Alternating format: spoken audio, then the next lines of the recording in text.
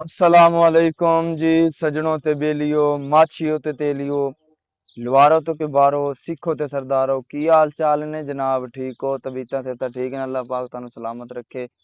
हकीकत TV 270 channel नू अगर हजे तक सबसक्राइब नहीं किया इस चैनल नू सबसक्राइब करो लाइक करो शेयर करो।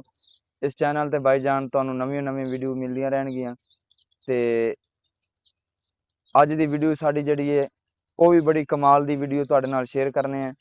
सब तो पहला स्क्रीन ते जिहड़ा बंदा तुसीं वेख रहे हो इन्हां दा नाम है हाफिज मुजफ्फर जट ते अल्लाह पाक ने बड़ा मालो दौलत नाल नवाजिया है। अल्लाह पाक ने बड़ियां इज्जतां दित्तियां ने ते ओ मेरा मालक जिन्नू चाहंदा इज्जतां दिंदा है जिन्नू चाहंदा जलील करदा है। ते ये बंदा अपनी औकात नहीं भुल्लिया। असल जिहड़ी गल मैं तुहानू दसना चाहना अगर अल्लाह पाक माल दौलत दे छड्डे अपनी औकात नहीं भुल्लनी चाहिदी। सब तो पहला ना तुसीं इन्हां दी वीडियो वेखो फिर आपो उस बाद गल करने। एक मिनट भरावा भरावा भरावा भरावा भरावा मैं ना अगे भी एक बंदा ही ਉਹਨੂੰ ਵੀ ਸਮਝਾਇਆ ਸੀ ਐ ਵੇ ਹੱਥ ਮੇਰੇ ਠੀਕ ਠਾਕ ਨੇ ਨਾ ਇਥੋਂ ਮਾੜਾ ਜਿਹਾ ਇੰਜ ਕਰਨਾ ਤੇ ਇਹ ਖੁੱਲ ਜਾਣਾ। ਪਹਿਲਾਂ ਇਸ ਹੱਥਾਂ ਦੇ ਨਾਲ ਅਲਹਮਦੁਲਿਲਾ ਮਜ਼ਦੂਰੀਆਂ ਕਰਦੇ ਰਹੇ ਆ ਤੇ ਅੱਜ ਅੱਲਾ ਨੇ ਇਹ ਨਵਾਜ਼ਿਆ ਇਹ ਗੱਡੀਆਂ ਦਿੱਤੀਆਂ ਨੇ। ਮੈਂ ਤੁਹੀਨ ਸਮਝਣਾ ਕਿ ਯਾਰ ਇੱਕ ਬੰਦਾ ਵਿੱਚ ਬੈਠਾ ਸਿਰਫ ਇਹ ਬਟਨ ਨੂੰ ਮਾੜਾ ਜਿਹਾ ਇੰਜ ਕਰਕੇ ਤੇ ਬਾਹਰ ਨਿਕਲ ਸਕਦਾ लेकिन वो उथों को दौड़ता होंगे कोई कई बार मैं वेख्या ड्राइवर उधरों उतर के आंदा वो फिर दरवाजा आए हाय हाय हाय मुजफ्फर जट साहब क्या बात है यार। अल्लाह पाक तुहानू सलामत रखे वसदे रहो ते यकीन करो बड़ी वीडियो पसंद आई है। पैगाम ये दिता जा रहा है कि हाँ अल्लाह पाक ने तुहानू जनाब मालो दौलत नाल नवाजिया गड्डियां नाल नवाजिया करोड़ां दा जनाब उन्हां दा कारोबार है मालो दौलत ते पैसा है पर वो अपनी औकात नहीं भुल्ले। उन्होंने आख्या भाई गड्डी का शीशा नहीं खोलना मेरे अपने हथ सदा सही सलामत ने मैं आप खोलांगा।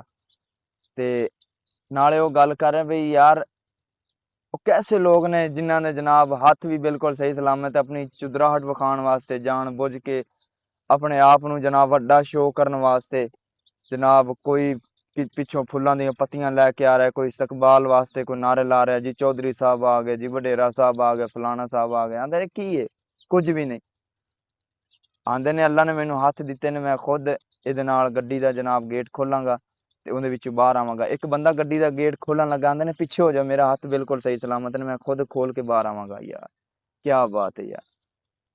ते कई लोग ऐसे ने जिथे यार दुनिया ते गंदे लोग ने उत्थे चंगे भी बड़े लोग पाए जाते हैं। तो इस वास्ते भाई तुहानू सलाम है मुजफ्फर भाई अल्लाह पाक तुहानू सलामत रखे सदा वसदे रहो।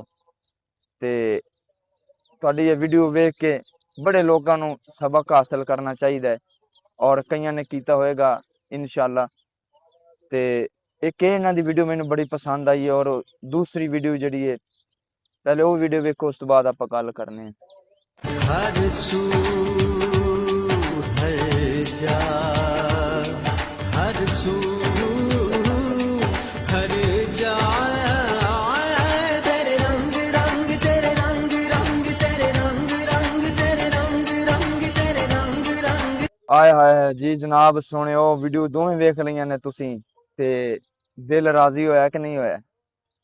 एक गरीब बंदा ना ट्राली ट्रैक्टर लैके ना कच्ची सड़क ते जा रहा है उस सड़क ते मुजफ्फर जट साहब आ रहे हैं ते इन्हां ने गड्डी थल्ले ला दी है फसलों दे विच ते उन्होंने कहा तू भाई सड़क के उत्ते ही जाना है असीं आपे बाद चों निकल जावांगे।